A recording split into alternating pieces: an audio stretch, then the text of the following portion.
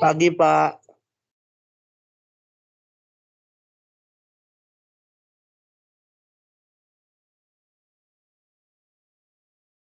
Suaranya unmute di mute, Pak.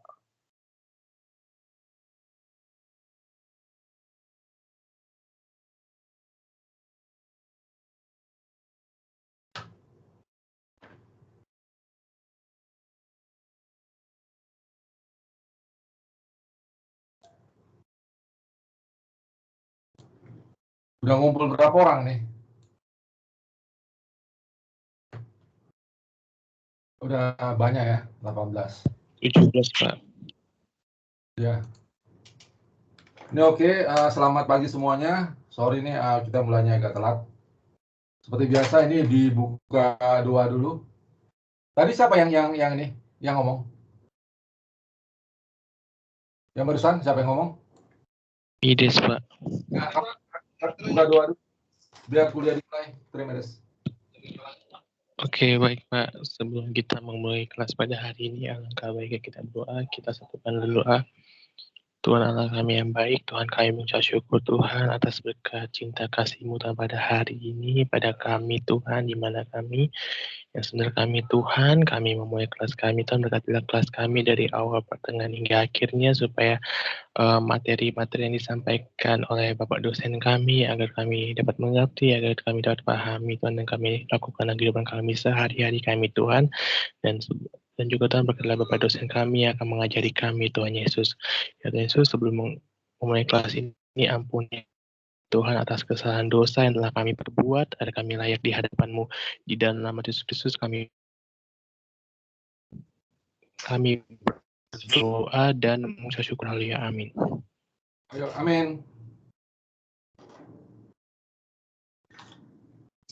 Itu udah terima semua ya PowerPoint yang saya kirim ya. Ini kita ini rencana UTS-nya nanti hari Jumat ya, tanggal 12 November. Ya. Hari Jumat, ya mungkin mulainya jam 8 pagi deh nanti UTS. Ya, jadi kita masih ada ketemu dua kali lagi ketemunya. Ya, ini kita mulai, saya masukin ke PowerPoint ya. Itu saya udah lihat itu yang ngumpulin ke WA saya ya, yang tugas yang kemarin saya bilangin ya. Ya, terima kasih sudah mengerjain ya. Tapi ada yang ini juga ya, yang maksudnya yang cukup detail, yang terlalu kecil juga. Sebenarnya kegiatan itu nggak boleh terlalu kecil, dia harus berbagai kegiatan gitu.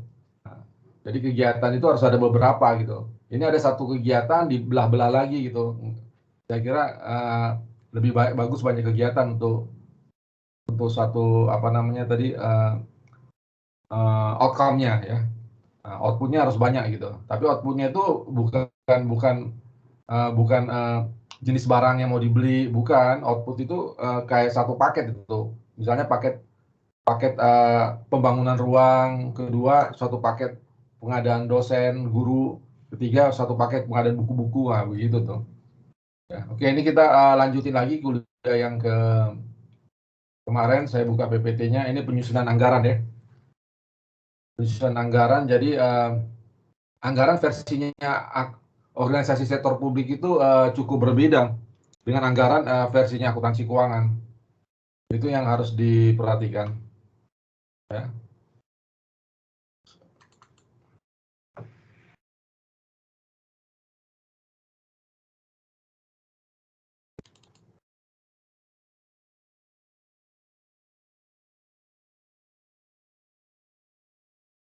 Oke, ya. Bentar.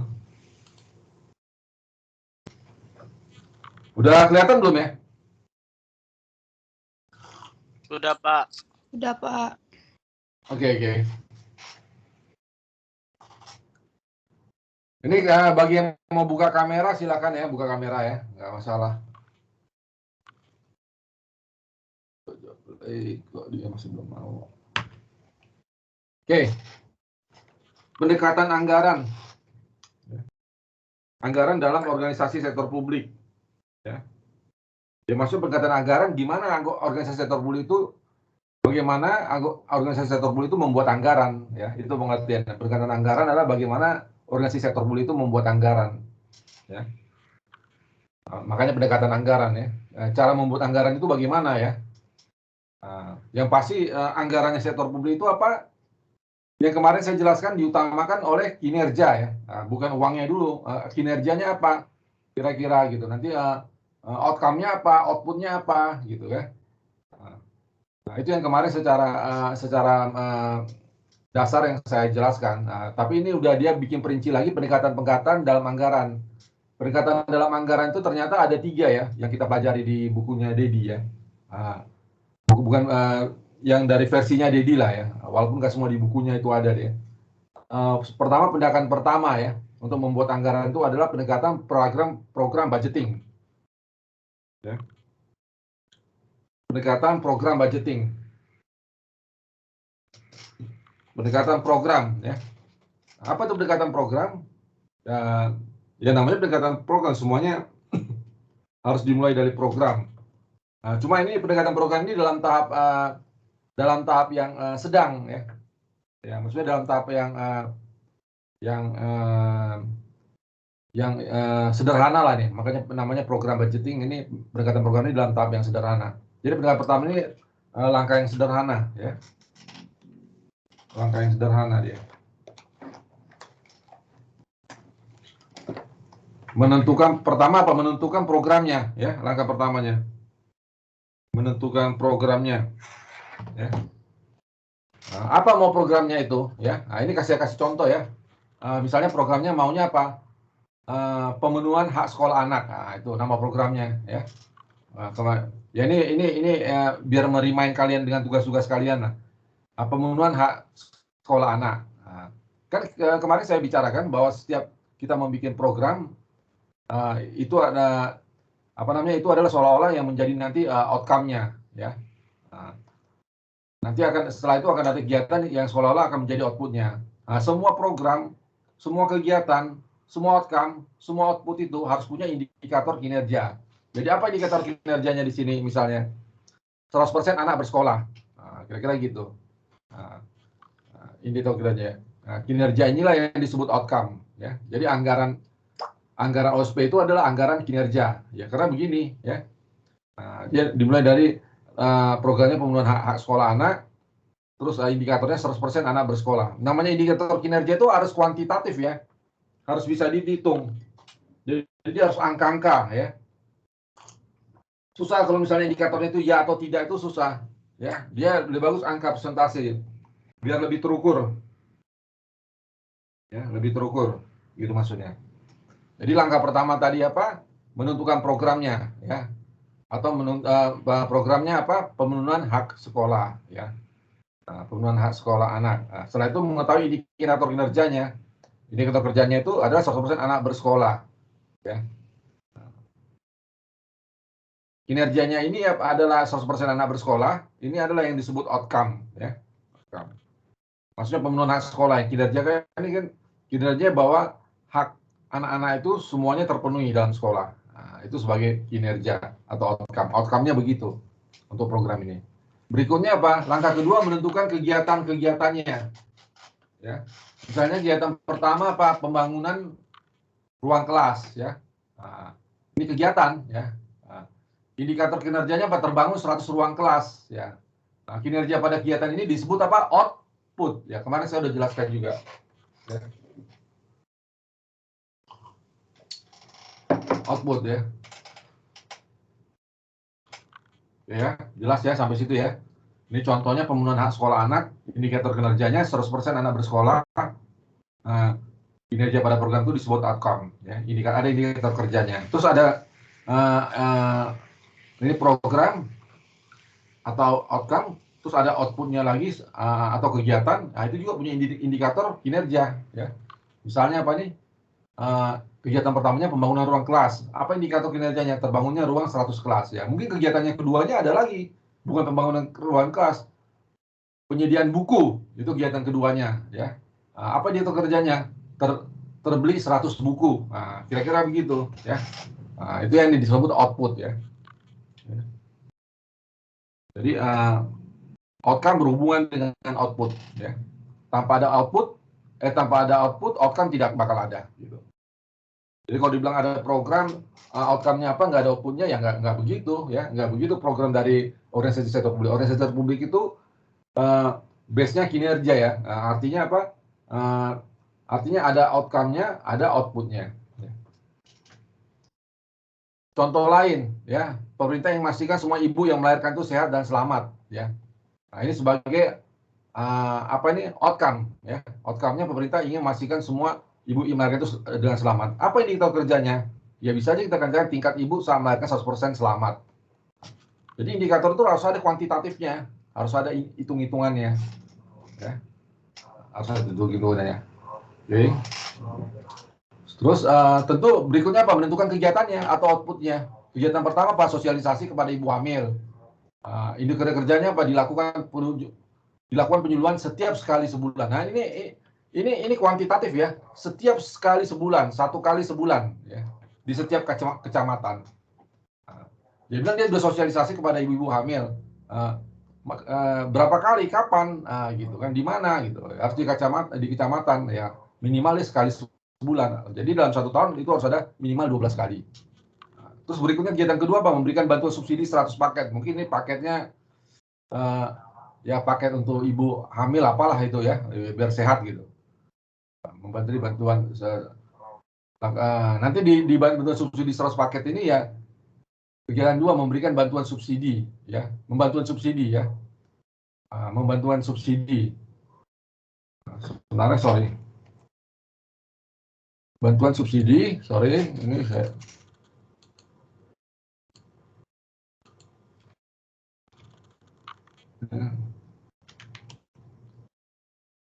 indikator kinerjanya menyerahkan 100 paket ya.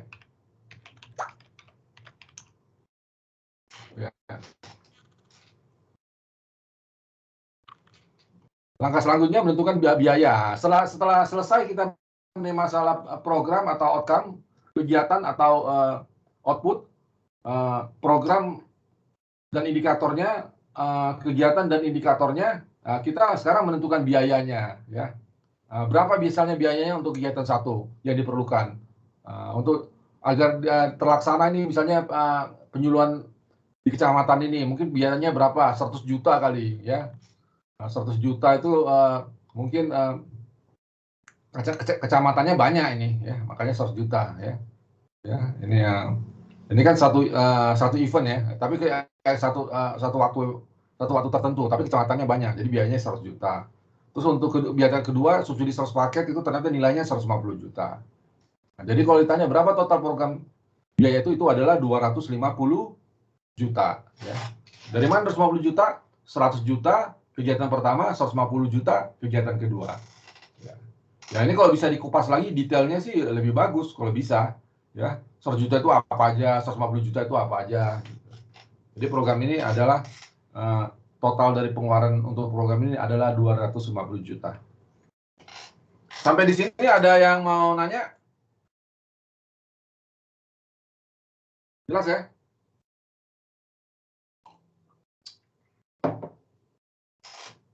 Ada yang mau nanya?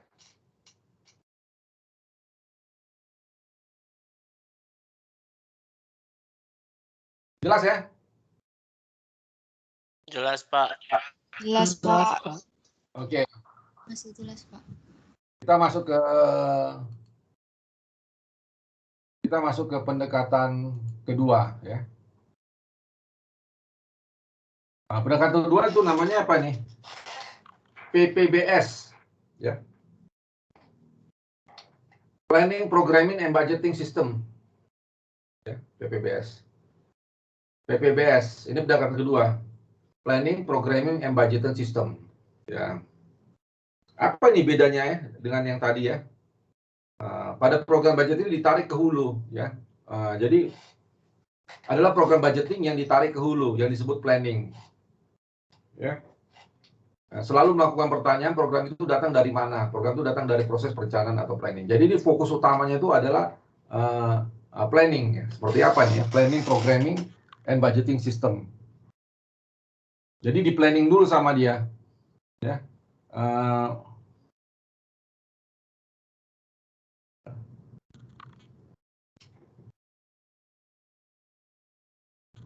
OSP dalam hal ini pemerintah merancang program-program di mana dalam program ini ada outcome-outcome-nya juga. Ya. Nah, dia rancang dulu nih dari awal. Ya. Artinya kalau misalnya tadi program yang sebelumnya itu adalah pendekatan pertamanya itu adalah program budgeting, ini masuknya dalam level yang sederhana ya. Sekarang ini masuk level yang menengah. Ya, menengah itu namanya PPBS ya. Ya, di mana yang menengah ini benar-benar dipikirkan ini semuanya nih. Programnya, ya, programnya apa, terus nanti program atau outputnya atau outcome-nya apa, nanti outputnya apa. Nah, jadi benar-benar dipikirkan dulu ya. Jadi bisa ini programnya bisa aja banyak gitu ya. Ini. Ya. Ini dalam hal ini organisasi publiknya adalah pemerintah ya. Pemerintah merancang program-program ya. Misalnya ketik ini.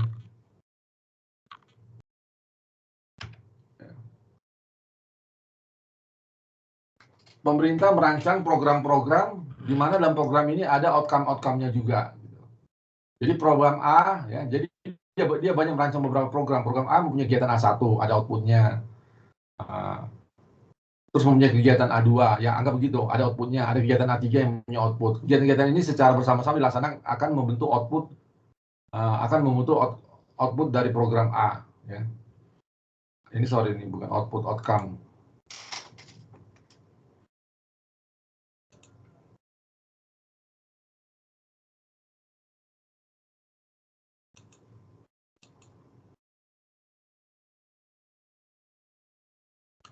Kalau program A kan outcome, ya bukan output ya.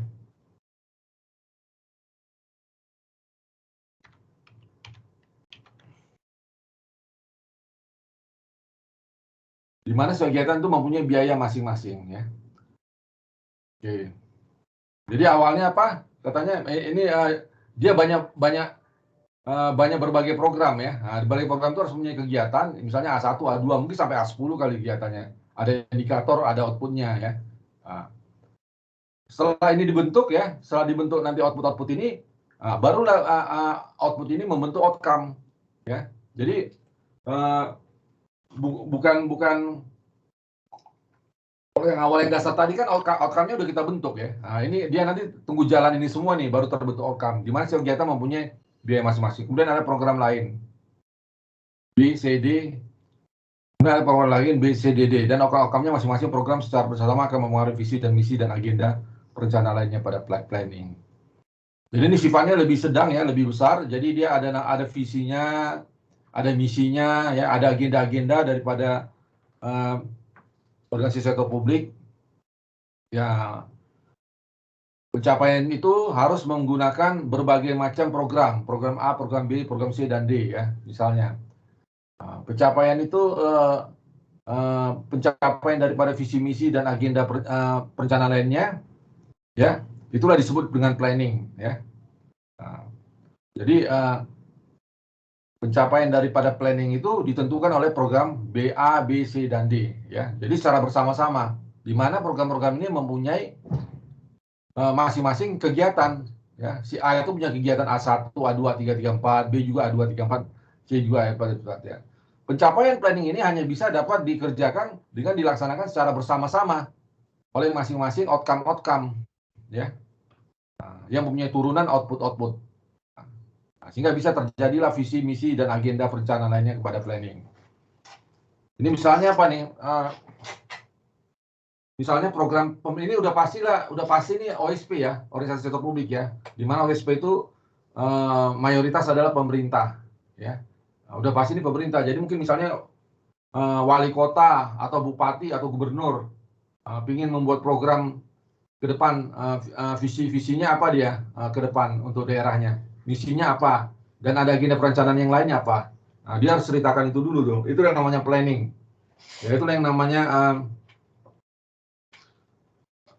program budgeting yang ditarik ke hulu, adalah program budgeting yang ditarik ke hulu atau disebut planning. Ya. Jadi dia dimulai dari planning dulu. Planning itu apa? Ya ini visi, misi, dan agenda perencanaan lainnya. Ya. Nah itu.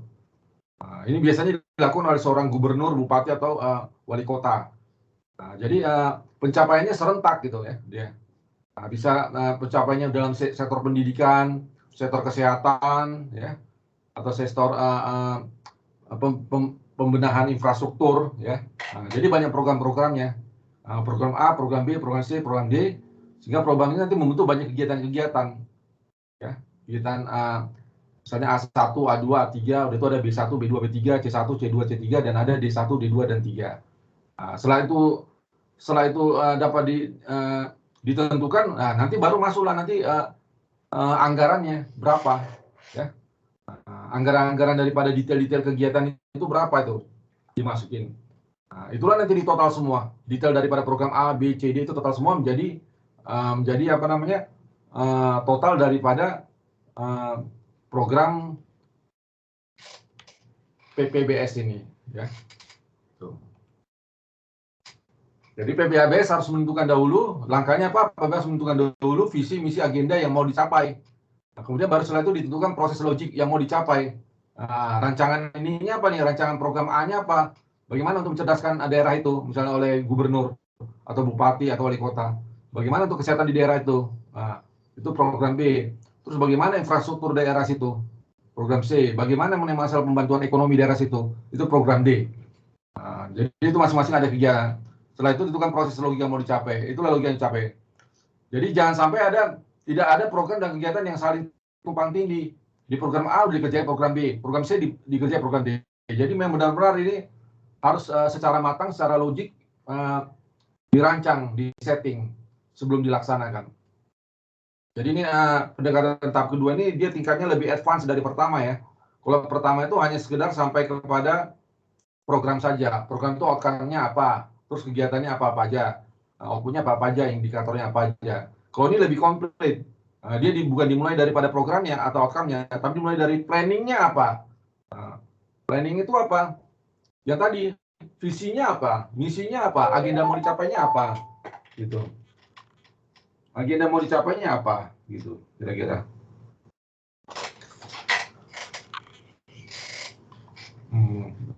Misalnya ya, kalau udah namanya ke wali kota bupati itu mungkin programnya kali ada 100-an kali ya, mungkin kegiatannya ada ribuan kali. Nah, dalam satu waktu tertentu, ya. Nah, misalnya dalam 1 tahun, waktunya tertentu. Nah, itu harus diperhatikan jangan sampai ada tumpang tindih dan kontra, ya. Di sana udah dilaksanakan, di program A, di program C misalnya dilaksanakan lagi, ya itu yang harus dijaga. Makanya ini harus secara matang nih, program ini harus benar-benar dikerjakan, ya benar-benar difikirkan, ya. Itulah pendekatan kedua PPBS, ya. Jadi tarik dulu sebelum planning, selalu melakukan pertanyaan program itu datang dari mana, program ini datang dari proses perencanaan planning. OSP dalam ini pemerintah merancang program-program di mana dalam program ini ada outcome-outcome-nya juga, ya. Ya iyalah, harus ada outcome-nya. Program A, udah pasti ini yang kalau misalnya ada outcome, pasti ada indikatornya, ya, indikator kinerja. Begitu juga ada output, ada indikatornya. Jadi nggak bisa nggak ada indikatornya, harus ada dulu. Baru masalah rupiah itu terakhir. Mulai masalah rupiah itu bukan ada di outcome, bukan ada di planning, ya. Rupiah itu adanya di output. Ya. Jadi kalau ditanya berapa total daripada kegiatan menggunakan metode PPBS ini, yaitu ada total daripada kegiatan-kegiatan semua dari masing-masing program, total biayanya. Nah, ya kan, misalnya kegiatan A 100 juta, kegiatan B 1 miliar, C 2 miliar, ya kan. Nah, ini di total, katakan di total 6 miliar. Ya itulah menjadi total biaya daripada proyek ini. Ya. PBB harus menentukan dahulu visi, misi, agenda yang mau dicapai. Baru setelah itu ditentukan proses logika yang mau dicapai. Jadi tidak ada program dan kegiatan yang saling tumpang tindih atau kontra. Ya, ini harus sangat diperhatiin ya. Biar terjadi efisiensi ya. Dalam menentukan planning itu juga selain daripada visi misi, selain daripada agenda-agenda tertentu, ya harus perhatikan juga efisiensi ya. Efisiensi, efektivitas.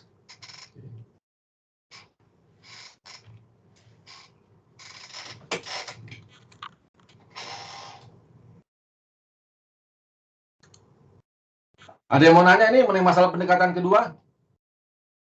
PPBS.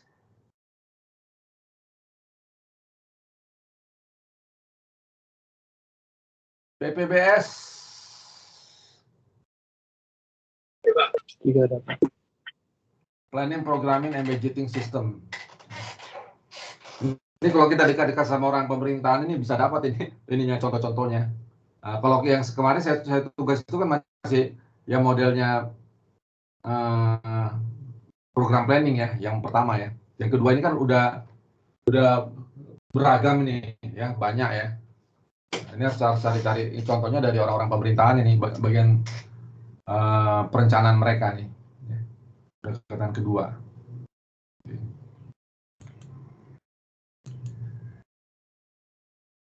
Kita lanjut ke pendekatan terakhir ya, 3.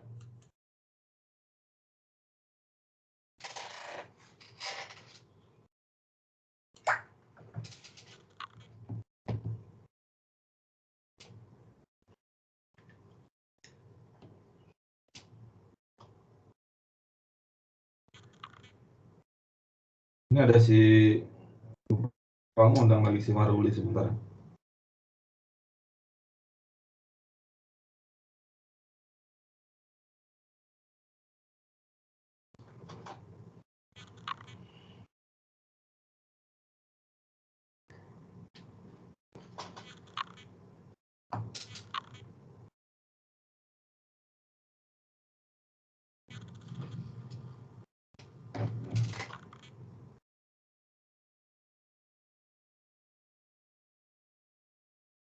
Ini direkam apa enggak ya nih ya?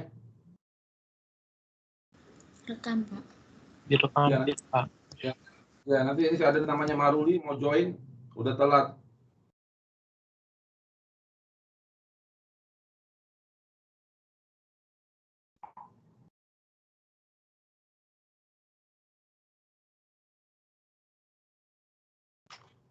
Ini pendekatan 3 namanya MTEF, Medium Term Expenditure Framework. Nah, dia ada termnya ya.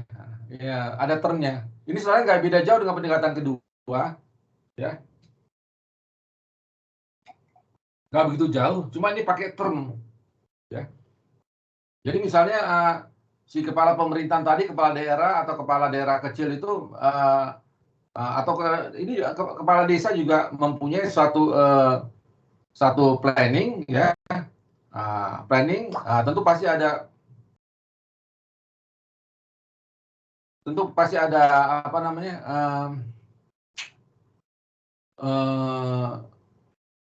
tentu pasti ada namanya outcome dan outputnya ya, tentu sama ya.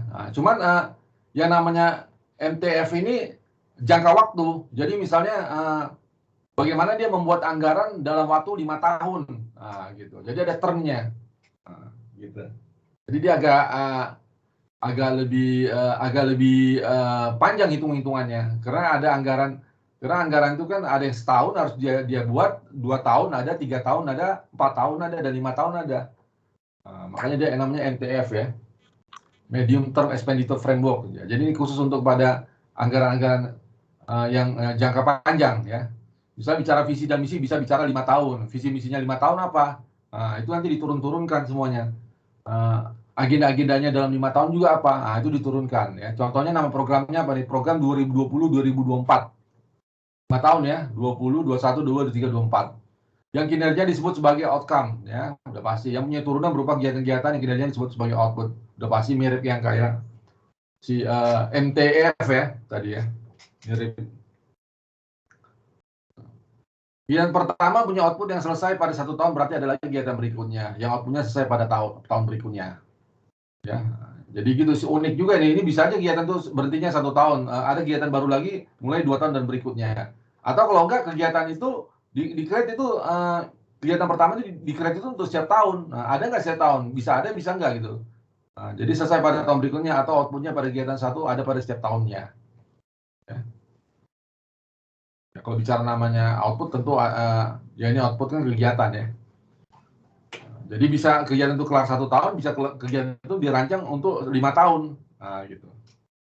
Jadi tergantung situasinya, nggak bisa asal dirancang juga. Memang kebutuhan daripada planning itu bagaimana gitu kan untuk mencapai tepat sasaran. Kalau ada kegiatan yang kalau ada program-program yang bisa cepat selesai, kenapa enggak gitu. Tapi kalau ada program yang memang harus berkali-kali ya dijalankan, nah gitu. Jadi ini penentuan ini bersifat sangat fleksibel ya. Bisa sekali, bisa juga setiap tahun harus diadakan. Ya, tergantung bagaimana nanti pemimpin itu menerjemahkan agar bisa mencapai hasil yang paling sukses. Ini tadi contohnya ya. Ini contoh untuk MTF ya. Jadi dia ada planningnya, visi misi agenda seorang bupati atau lurah atau mungkin wali kota atau gubernur atau mungkin presiden ya. Dia punya program tahun 2020-2024 ya. Program 2024 itulah yang nanti disebut sebagai outcome-nya. Ya, outcome-nya. Untuk program ini pasti punya indikator-indikator yang dia tentukan sendiri ya, apa ya indikatornya. Kan, program ini berjalan tentunya ditentukan oleh sama kegiatan-kegiatannya ya. Nah, ini misalnya salah satu kegiatan dari programnya ada program A lah. Ada kegiatan pertama, outputnya berapa? Kegiatan kedua, outputnya berapa? Kegiatan ketiga, outputnya apa?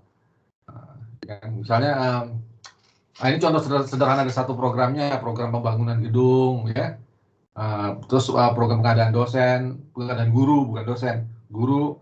3 mungkin penyediaan buku, ya misalnya lah gitu ya.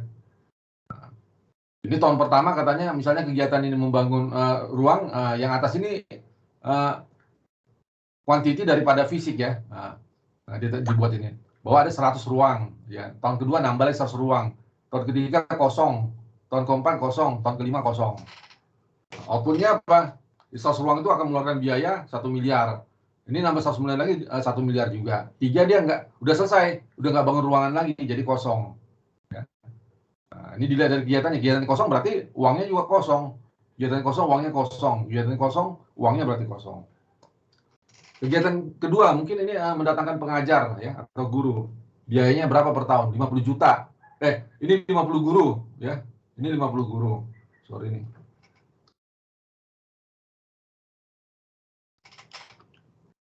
100 ruang misalnya ya. Tapi ya sempit ya udah. Pokoknya itulah kira-kiranya. Ya. 50. Ini outputnya 50, ini 50 pengajar, ini 50 pengajar ya. Biayanya kira-kira berapa? Dalam tahun pertama itu 500 juta. Kira-kira. Ya, 500 juta. Terus pengadaan keduanya enggak, kalau misalnya pengajar kayaknya ini anggap ini bukan pengajar nih, misalnya ini 50 apa ya? 50 peralatan gedung deh nih. Meja, kursi. Kalau misalnya pengajar dia harus ada nih kan biaya bulanannya. 50 meja dan kursi. 500 juta sama komputernya mungkin. Terus next diadakan lagi 50 meja kursi 500 juta. Next diadakan lagi 50 meja kursi dan komputer 500 juta biayanya. Terus yang ketiga ini buku-buku ya, buku mungkin diadakan 100 biji 2 miliar, 100 biji 2 miliar, 100 biji 2 miliar, 100 biji 2 miliar, 2 miliar. Jadi ini dipisahin ya. Ini tahun pertama, tahun kedua, tahun ketiga, tahun keempat, tahun kelima. Berarti ini tahun 2020, 2021, 2022, 2023, 2024. Ya. Anggarannya berapa? Anggaran ya. Nanti dia ada anggaran 2020 ya. Anggaran 2020 adalah yang ini ya. Berapa? 3,5. 3,5 Pak M ya. 3,5 M ya.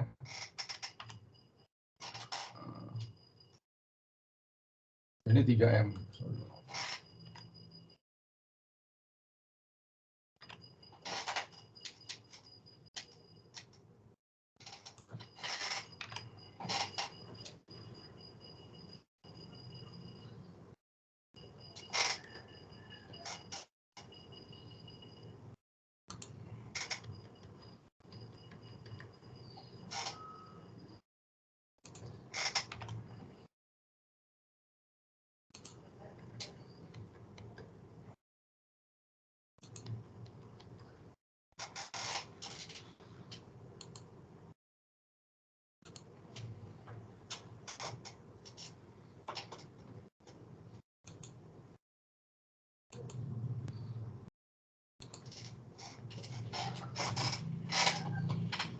Ya, ini jadi apa? Biayanya berapa? 3,5 M. 3,5 M datang dari mana? 2M tambah 1M tambah 500 juta, 3,5 M. Ya, itu untuk anggaran 2020. Rencana anggaran 2021 dari mana? 1M tambah 1M. 2M tambah 1M, 3M, ya, N1 istilahnya. Ini berapa nih? 2,5 M. 2M tambah 500 juta. N ketiga, ya, 2M, ya. N keempat, 2,5, ya. Ini memang tahun kelima, tapi N keempat, ya. Ya. Karena ini istilahnya kalau misalnya, istilah di sini misalnya kalau misalnya tahun pertama itu N0, ya. Nah, dia kan program 2020, ya. Tahun pertama itu N0. 2021, ya. Ini di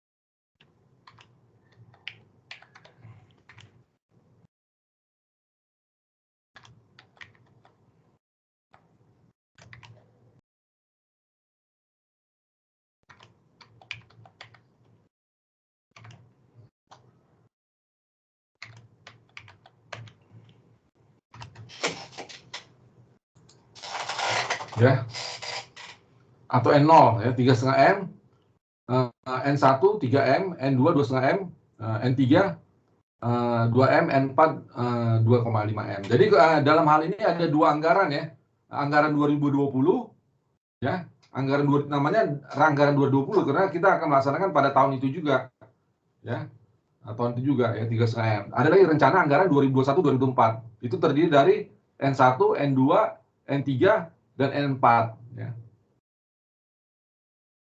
Nah, itulah, atau istilahnya disebut dengan forward estimate, ya, estimasi ke depannya.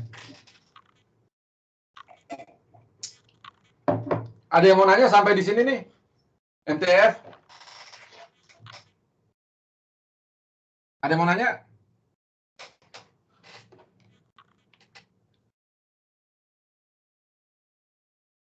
Jelas, ya?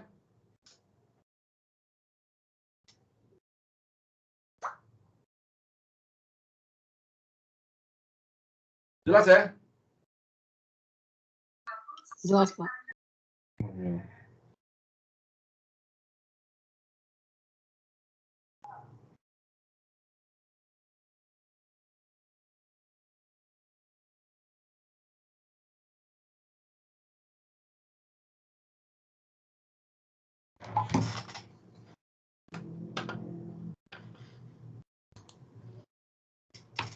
Oke, apa katanya nih? Terakhir, Penegakkan NTF akan melaksanakan rencana anggaran yang forward estimate, ya, yang disusun berdasarkan analisis output, ya.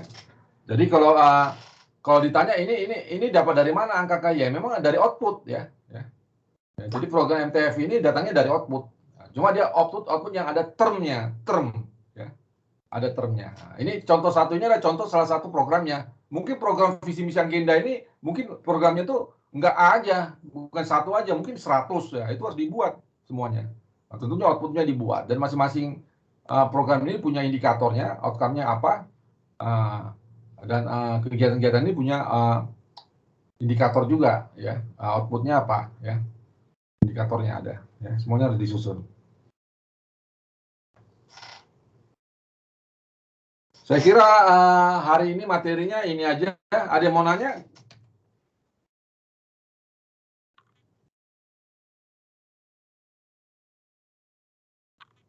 Kita jadi rencana ujiannya kapan UTS? Tanggal 12 ya? Iya, semuanya catat deh. Jamnya itu sama dengan jam waktu kuliah, ya. Tanggal 12. Seperti biasa, saya memberikan tugas yang dikumpulkan nanti paling telat jam 6 sore. Ya, paling telat. Itu dari bukunya Dedi, ya, yang bab 5, halaman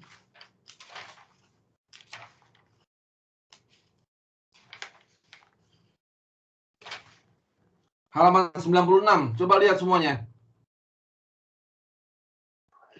Sudah, Pak. Udah, ya. Jadi seperti biasa nanti jawabannya ditulis terus dikirimkan ke email saya. ya, ke email saya. Oke, saya kira pertemuan untuk hari ini begitu dulu ya. Ini saya mau foto dulu ininya, atau saya mau absen dulu deh. Sebentar.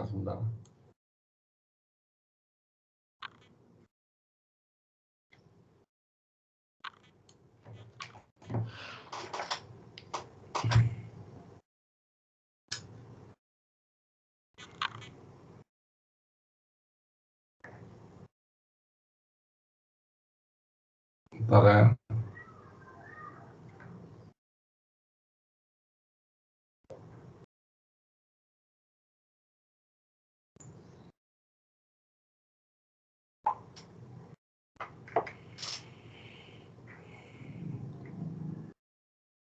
Katanya absennya harus difoto-foto katanya. Sengaja.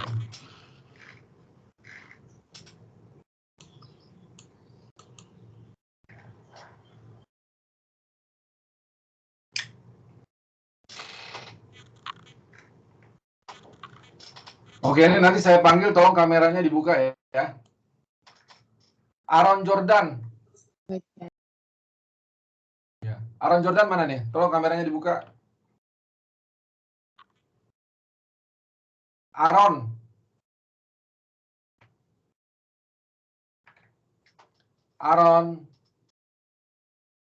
Ini malah Christina nih yang buka kamera. Christina ya. Aaron mana nih Aaron? Waduh.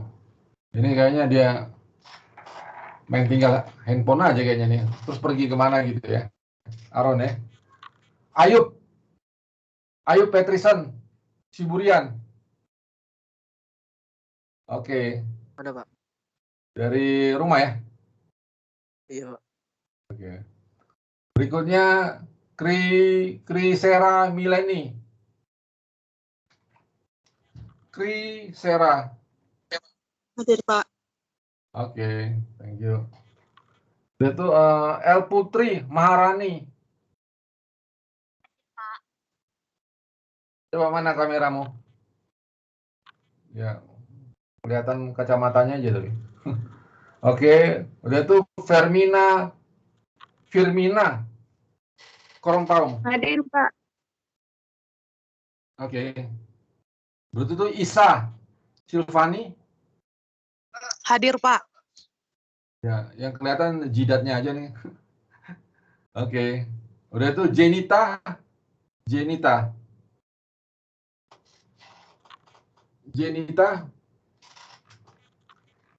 Perda ya. Arendila. Nggak ada suaranya Jenita. Hadir, Dimut kali. Oke. Udah tuh Jeremia Siregar. Oke. Hadir, Pak. Christina Kogoya. Dari tadi udah hadir nih. Christina ya. Tapi dia mute ini. Oke. Lestari. Hadir, Pak. Oke. Lidiana Simanjuntak. Hadir, Pak. Oke. Lilis Tiana. Hadir, Pak. Oke.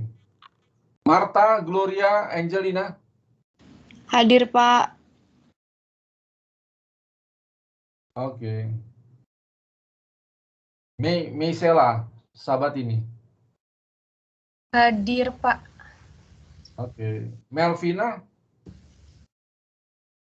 Hadir, Pak. Oke. Michael Sinaga. Hadir, Pak. Michael Sinaga. Oke. Natalia Jeva. Hadir, Pak. Oke.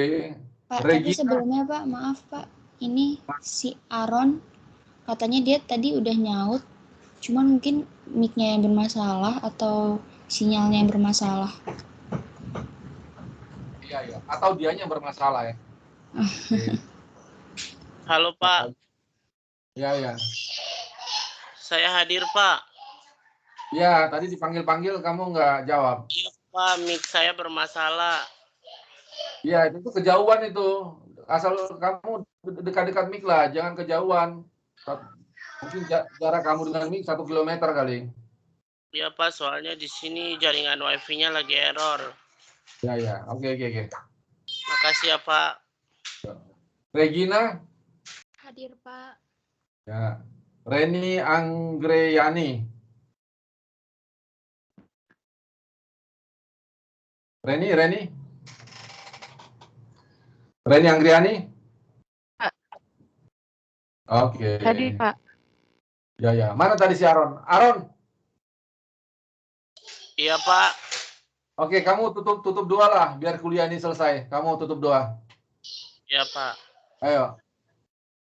Ya teman-teman, sebelum kita mengakhiri perkuliahan kita di pagi hari ini, mari kita berdoa. Doa ini saya bawakan secara Kristen Protestan, yang lain mohon menyesuaikan. Berdoa mulai.